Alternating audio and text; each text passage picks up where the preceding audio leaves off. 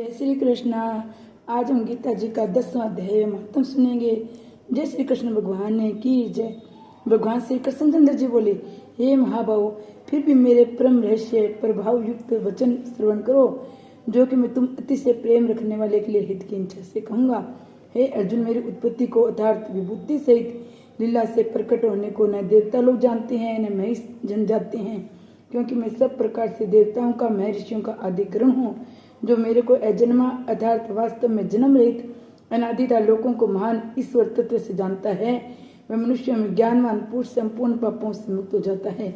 यह जो निश्चय करने की शक्ति, तत्व ज्ञान और अमूर्तता, क्षमा, सत्य और इंद्रियों को वश में करना, मन का निग्रह था, सुख दुख, उत्पत्ति, प्रलय, भय और अभय भी था, अहिंसा, समता, संतोष, तप, दान, कीर्ति और अपकीर्ति, ऐसे ये प्राणियों के नाना प्रकार के भाव मेरे से ही होते हैं।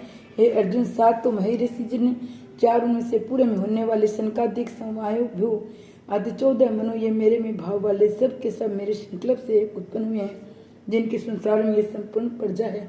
जो पुरुष इस मेरी परम शरीर रूप विभूति को, योग शक्ति को तत्व से जानता है, वह पुरुष निश्चल ध्यान योग द्वारा मेरे में ही एक विभाव से स्थित होता है। इसमें कुछ भी संशय नहीं है। मैं वासुदेव संपूर्ण जगत की उत्पत्ति का कारण हूँ, मेरे से सब जगत चेष्टा करता है। इस प्रकार तत्व से समझकर श्रद्धा और भक्ति से युक्त हुए बुद्धिमान भगतजन मुझ परमेश्वर को निरंतर बसते हैं। वे निरंतर मेरे मन में लगाने वाले, मेरे में प्राणों को अर्पण करने वाले भगतजन सदा ही मेरी भक्ति की चर्चा के द्वारा आपस में मेरे प्रभाव को जानते हुए, गुण और प्रभाव सहित मेरे कथन करते हुए संतुष्ट होते हैं। जो मुझ वासुदेव में निरंतर रमन करते हैं, उन निरंतर मेरे ध्यान में लगे हुए प्रेम पूर्वक भजन करने वाले भक्तों को तत्व ज्ञान योग देता हूँ, जिसे वे मेरे को ही प्राप्त होते हैं। हे अर्जुन, उनके ऊपर अनुग्रह करने के लिए मैं स्वयं उनके अंतकरण में एक ही भाव से स्थित हुआ अज्ञान से उत्पन्न हुए अंधकार को प्रकाश में तत्व ज्ञान दीपक द्वारा नष्ट करता हूँ।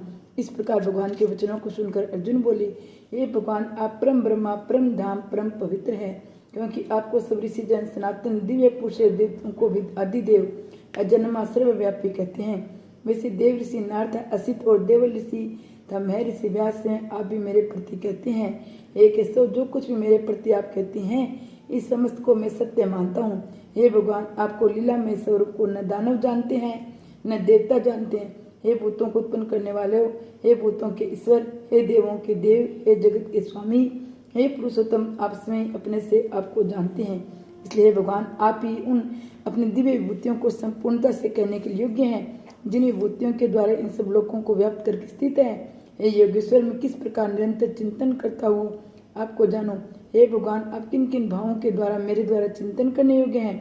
हे जनार्दन, आपकी योग शक्ति परम श्रेय बुद्धि को फिर भी विस्तार पूर्वक कहिए, क्योंकि आपके अमृत वचनों को सुनते हुए मेरी तृप्ति नहीं होती है, अर्थात सुनने की उत्कंठा बनी हुई है। इस प्रकार अर्जुन के पूछने पर श्री कृष्ण भगवान बोले, हे गुरु श्रेष्ठ, अब मैं तेरे लिए अपनी दिव्य विभूतियों को प्रधानता से कहूंगा, क्योंकि मेरे विस्तार का अनंत नहीं है। हे अर्जुन, मैं सब भूतों के हृदय में स्थित सबका आत्मा हूँ, संपूर्ण भूतों का आदि मध्य और अंत भी मैं हूँ। हे अर्जुन, मैं आदित्य के 12 पुत्रों में विष्णु, वामन अवतार ज्योतियों में किरणों वाला सूर्य हूँ, और मैं 49 वायु देवताओं में मरीच नामक वायु देवता, नक्षत्रों में नक्षत्रों का अधिपति चंद्रमा हूँ। मैं वेदों में सामवेद हूँ, देवों में इंद्र हूँ, इंद्रियों में मन हूँ, भूत प्राणियों में चेतनता अर्थात ज्ञान शक्ति हूँ। मैं 11 रुद्रों में शंकर हूँ, 104 राक्षसों का धन का स्वामी कुबेर हूँ। मैं 8 वसुओं में अग्नि हूँ, शिखर वाले पर्वतों में सुमेर पर्वत हूँ, पुरोहितों में मुख्य अर्थात देवताओं का पुरोहित बृहस्पति मेरे को जान। एक भारत में सेनापति में स्वामी कार्तिक है, जलाशय में समुद्र हूँ। हे अर्जुन, में महर्षियों में भृगु, वचनों में एक अक्षर अर्थात ओंकार हूँ। सब प्रकार युगों में जप यज्ञ स्तर रहने वाले हिमालय पहाड़ हूँ। सब वृक्षों में पिंपल का वृक्ष, देव ऋषियों में नारद मुनि, गंधर्वों में चित्ररथ, सिद्धियों में कपिल मुनि हूँ। हे अर्जुन, तू घोड़ों में अमृत से उत्पन्न होने वाले ऊंच श्रेय नामक घोड़ा, हाथियों में ऐरावत नामक हाथी, मनुष्यों में राजा मेरे को ही जान। हे अर्जुन, में शास्त्रों में वज्र, गौ में कामधेनु, शास्त्रों रीति संतान को उत्पत्ति का हेतु कामदेव हूँ। सर्पों में सर्पराज वासुकी हूँ।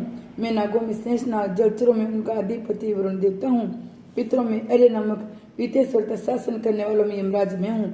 हे अर्जुन, में दैत्यों से प्रहलाद, गिनती करने वालों में मैं हूँ।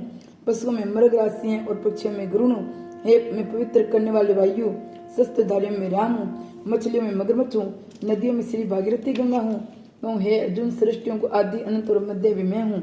तब मैं विद्याओं में अध्यात्म अर्थात ब्रह्म विद्या, परस्पर विवाद करने वाले मैं तत्व निर्णय के लिए किए जाने वाला वाद हूँ। मैं अक्षरों में ओंकार, समास में द्वंद्व नामक समास हूँ। अक्षय काल अर्थात काल का भी महाकाल विराट स्वरूप सबका धारण प्रश्न करने वाले भी मैं हूँ। अर्जुन, में सबका नाश करने वाला मृत्यु और आगे होने वाले का उत्पत्ति का कारण हूँ। इस तरह में कीर्ति, श्रीवास, समृद्धि, मेधा, धरती और क्षमा हूँ। तथा मैं ज्ञान करने योग्य श्रुतियों में व्रत मास, छंदों में गायत्री छंद, महीनों में मत्सर का महीना, ऋतु में वसंत ऋतु हूँ। हे अर्जुन, में छल करने वालों में जुआ, प्रभावशाली पुरुषों का प्रभाव हूँ तथा मैं जीतने वालों की विजय हूँ। निश्चय करने वालों का निश्चय तथा सात्विक पुरुषों का सात्विक भाव हूँ। वर्षणी वर्षियों में वासुदेव अर्थात मैं स्वयं तुम्हारा सखा, पांडवों में धनंजय, तू एवं मुनियों में वेद व्यास, कवियों में शुक्राचार्य कवि मैं हूँ। और दमन करने वालों को दंड, दमन करने वालों की शक्ति हूँ, जीतने वालों की इंचा वालों की नीति हूँ। गोपनीय में अर्थात गुप्त रखने वाले भावों में मोर हूँ। ज्ञानवानों को तत्व ज्ञान में हूँ। हे अर्जुन, जो सब भूतों को उत्पत्ति का कारण है वे भी मैं हूँ, क्योंकि ऐसा वचर और अचर कोई भी भूत नहीं है कि जो मेरे से रहित हुए, इसलिए सब कुछ मेरा ही स्वरूप है। हे प्रथम, मेरी दिव्य भूतियों का अनंत नहीं है। ये तो मैंने अपनी भूतियों का विस्तार तेरे लिए एक देश से अर्थात संक्षेप में कहा है। इसलिए अर्जुन, जो भी विभूति युक्त अथवा ऐश्वर्य युक्त, कांति युक्त, शांति युक्त वस्तु है, उसको तुम मेरे तेज के अंश से उत्पन्न में जान। अतः हे अर्जुन, इस बहुत जानने से तेरा क्या प्रयोजन है? मैं इस संपूर्ण जगत को अपने योग माया के एक अंश मात्र धारण करके स्थित हूँ, इसलिए मेरे को तत्व से जानना चाहिए। श्रीमद् भागवत गीता उपनिषद ब्रह्म विद्या योग शास्त्र विषय श्री कृष्ण और अर्जुन के स्वाद में विभूति योग नामक 10वां अध्याय श्री कृष्ण भगवान ने की जय। 10वें अध्याय का महत्व। भगवान श्री कहते, सुंदरी अपने 10वें अध्याय के महात्म्य की परम पावन कथा सुनो, जो स्वर्ग रूपी दुर्ग में जाने के लिए सुंदर सोपान और प्रभाव की चरम सीमा है। काशीपुरी में धीर बुद्धि नाम से विख्यात एक ब्राह्मण था, जो मुझ में प्रिय नंदी के समान भक्ति रखता था। वह पावन कीर्ति के अर्जुन में तत्व पर रहने वाला, शांत चित्त, हिंसा, कठोरता एवं दुस्साहस को दूर करने वाला था। जितेंद्रिय होने के कारण निवृत्ति मार्ग में स्थिर रहता था। वेद रूपी समुद्र का पार पा लिया था। वह संपूर्ण शास्त्रों के तात्पर्य का ज्ञाता था। उसका चित्त सदा मेरे ध्यान में संलग्न रहता था। वह मन को अंतरात्मा लगातार सदा आत्म तत्व का साक्षात्कार किया करता था। अतः जब वह चलने लगता तब मैं प्रेम उसके पीछे पीछे दौड़कर उस हाथ का सहारा दिया करता था। ये देख पार्षद भृगु ऋषि ने पूछा, भगवान, इस प्रकार भला किसने आपका दर्शन किया होगा?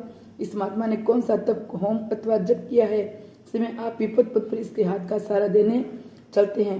भृगु टीका का ये प्रश्न सुनकर मैंने इस प्रकार उत्तर देना आरंभ किया। एक समय की बात है, कैलाश पर्वत के पार्श्व भाग में पुनांग वन के भीतर चंद्रमा की अमृतमयी किरणों से धुली हुई भूमि में एक वेदी का आश्रय लेकर मैं बैठा हुआ था। मेरे बैठने के क्षण भर बाद ही सहसा बड़े जोर की आंधी उठी। वहां के वृक्षों की शाखाएं नीचे ऊपर होकर आपस में टकराने लगी। कितनी टहनियां टूट टूट कर बिखर गई। पर्वत की अविचल छाया भी हिलने लगी। इसके बाद वह महान भयंकर शब्द हुआ, जिससे पर्वत की कंदराएं प्रतिध्वनित उठी। तदनंतर आकाश से कोई विशाल पक्षी उतरा, जिसकी कांति वाली मेघ की समान थी। वह कजल की राशि अंधकार के समय तक पंख कटे हुए काले पर्वत सा जान पड़ता था। पैरों से पृथ्वी का सहारा लेकर उस पक्षी ने मुझे प्रणाम किया। एक सुंदर नवीन कमल मेरे चरणों में रखकर स्पष्ट वाणी से स्तुति करनी आरंभ की। पक्षी बोला, देव आपकी जय हो, आप चिंता न में सुधा के अगर तथा जगत के पालक है, सदा सदामा से युक्त एवं अनासक्ति की लहरों से उल्लसित है। आपके वैभव का कोई अंत नहीं है। आपकी जय हो, अत्यंत वासना के परिपूर्ण वृद्धि के द्वारा आपकी त्रिविध मलों से रहित है। आप जितेंद्रिय भक्तों के अधीन रहते हैं तथा ध्यान में आपके स्वरूप का साक्षात्कार होता है। आप अविद्यामय उपाधि से रहित, नित्य युक्त, निराकार, निरामय, असीम, अहंकार शून्य, आवरण रहित और निर्गुण है। आपके चरण कमल शरणागत भक्तों की रक्षा करने में प्रवीण है। अपने भयंकर लाट रूपी महासर्प की विष ज्वाला से आपने कामदेव को भस्म किया है। आपकी जय हो। आप प्रत्यक्ष आदि प्रमाणों से दूर होते हुए भी प्रमाण स्वरूप है। आपको बारंबार नमस्कार है। चैतन्य के स्वामी त्रिभुवनधारी, आपको प्रणाम है। मैं श्रेष्ठ योगियों द्वारा चुंबित आपके उन चरण कमलों की वंदना करता हूँ, जो अपार साक्षात बृहस्पति भी आपकी स्तुति करने की दृष्टता नहीं कर सकते। सहस्त्र मुखों वाले नागराज भी इतने चातुर्य नहीं है कि वे आपके गुणों का वर्णन कर सके। फिर मेरे जैसे छोटे बुद्धि वाले पक्षी को तो विषाद ही क्या है। उस पक्षी के द्वारा किए हुए स्तोत्र को सुनकर मैंने उससे पूछा, विंग में तुम कौन हो और कहाँ से आए हो? तुम्हारी आकृति तो हंस जैसी है मगर रंग खोवे का मिला हुआ है। तुम जिस प्रयोजन को लेकर यहाँ आए उसे बताओ। पक्षी बोला, दिवेश मुझे ब्रह्मा जी का हंस दानिए। दूर जटे जिस कर्म से मेरे शरीर में से मैं कालिमा आ गई है उसे सुनिए प्रभु। यद्यपि आप सर्वत्र है अतः आपसे कोई भी बात छिपी नहीं है, तथापि यदि आप पूछते हैं तो बताता हूँ। सूरत नगर के पास एक सुंदर सरोवर है जिसमें कमल लहराते रहते हैं। उसी में बाल चंद्रमा के टुकड़े जैसे श्वेत मंडलों के ग्रास लेकर मैं बड़ी तीव्र गति से आकाश में उड़ा था। उड़ते उड़ते सहसा वहां से पृथ्वी पर गिर पड़ा। जब होश में आया तो अपने को गिरने का कोई कारण न देख सका तो मन ही मन सोचने लगा, ओह ये मुझ पर क्या आ पड़ा, आज मेरा पतन कैसे हो गया। पके हुए कपूर के समान मेरे श्वेत शरीर में ये कालिमा कैसे आ गई। इस प्रकार विस्मित होकर मैं अभी विचार कर बैठा था कि पोखरण के कमलों से मुझे ऐसी वाणी सुनाई दी, हंस उठो, मैं तुम्हारे गिरने और काले होने का कारण बताती हूँ। तब मैं उठकर सरोवर के बीच में गया। वहां 5 कमलों से युक्त एक सुंदर कमलिनी को देखा। उसको प्रणाम करके मैंने प्रदक्षिणा की और अपने पतन का सारा कारण पूछा। कमलिनी बोली, कमल हंस तुम आकाश मार्ग से मुझे लांग कर गए थे, इसी पत्र के परिणाम स्वरूप तुम्हें पृथ्वी पर गिरना पड़ा था। उसी के कारण तुम्हारे शरीर में कालिमा दिखाई देती है। तुम्हें गिरा देख मेरे हृदय में दया भराई। जब मैं इस मध्यम कमल के द्वारा बोलने लगी हूँ उसमें मेरे मुख से निकली उस सुगंध को सुनकर 60,000 भंवरे सर्वलोक को प्राप्त हो गई हैं। हे पक्षीराज, जिस कारण मुझ में इतना वैभव ऐसा प्रभाव आया है उसे बताती हूँ, सुनो। इस जन्म से पहले तीसरे जन्म में इस पृथ्वी पर एक ब्राह्मण की कन्या के रूप में उत्पन्न हुई थी। उसमें मेरा नाम सरोज वंदना था। मैं गुरुजनों की सेवा करती हुई सदा एकमात्र पतिव्रत के पालन में तत्पर रहती थी। एक दिन की बात है, मैं एक मैना को पढ़ा रही थी। इससे पति सेवा में कुछ विलंब हो गया। इससे पति देवता कुपित हो गए। उन्होंने श्राप दिया, पापनी तू मैना हो जा। मरने के बाद यद्यपि मैं मैना हुई तथापि पतिव्रत के प्रसाद से मुनियों के घर में मुझे आश्रय मिला। किसी मुनि कन्या ने मेरा पालन पोषण किया। मैं जिनके घर में थी वे ब्राह्मण प्रतिदिन प्रातः काल विभूति योग नामक से प्रसिद्ध गीता के 10वें अध्याय का पाठ करते थे। मैं उस पाठ पर अध्याय को सुना करती थी। विंगलम काल आने पर मैना के शरीर को छोड़कर 10वें अध्याय के महात्म्य से स्वर्गलोक में अप्सरा हुई। मेरा नाम पद्मावती हुआ।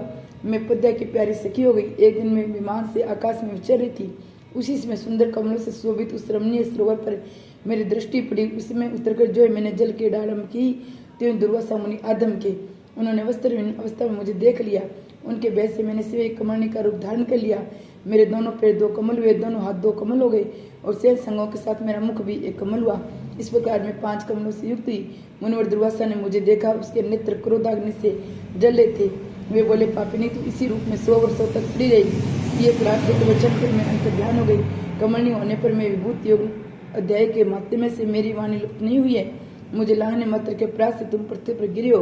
पक्षीराज यहाँ खड़े हो, तुम्हारे सामने आज मेरे श्राप की निवृत्ति हो रही है, क्योंकि आज 100 वर्ष पूरे हो चुके हैं मेरे द्वारा गाए जाते हुए। उस अध्याय को तुम भी सुन लो, उसके क्षण मात्र से तुम भी आज ही मुक्त हो जाओगे। यूँ कहकर पदिनी ने स्पष्ट और सुंदर वाणी में 10वें अध्याय का पाठ किया और वह मुक्त हो गई। उसे सुनने के बाद उसी के दिए हुए इस उत्तम कमल को लाकर मैंने आपको अर्पण किया है। इतनी कथा सुनाकर उस पक्षी ने अपना शरीर त्याग दिया। यह एक अद्भुत घटना हुई। वह पक्षी 10वें अध्याय के प्रभाव से ब्राह्मण कुल में उत्पन्न हुआ। जन्म से अभ्यास होने के कारण सेंस व अवस्था में उसके मुख से सदा गीता के 10वें अध्याय का उच्चारण हुआ करता था। 10वें अध्याय के अर्थ चिंतन का ये परिणाम हुआ कि सब भूतों की स्थिति संग चक्रधारी भगवान विष्णु को सदा ही दर्शन करता रहता है। इसकी स्नेहपूर्ण दृष्टि जब कभी किसी देहधारी के शरीर पर जाती है तब वह चाहे श्राव्य ब्रह्मचारी क्यों न हो, मुक्त हो जाता है। पूरे जन्म में अध्याय किए हुए 10वें अध्याय के माध्यम से इसको दुर्लभ तत्व ज्ञान प्राप्त हुआ है। इसे जीवन मुक्ति भी पा ली है। अतः वह ये रास्ता चलने लगता है। अतः इसी हाथ का सहारा दिए रहता हूँ। भृगुटी की नहीं सब 10वें अध्याय की ही महामहिमा है। पार्वती, इस प्रकार मैंने भृगुटी के सामने जो पाप नाशक कथा कही थी वही तुमसे भी कही है। नर हो या नारी अथवा कोई भी क्यों न हो, इस 10वें अध्याय के श्रवण मात्र से उसे सब आश्रमों का पालन का फल प्राप्त होता है। जय श्री कृष्ण भगवान की जय हो।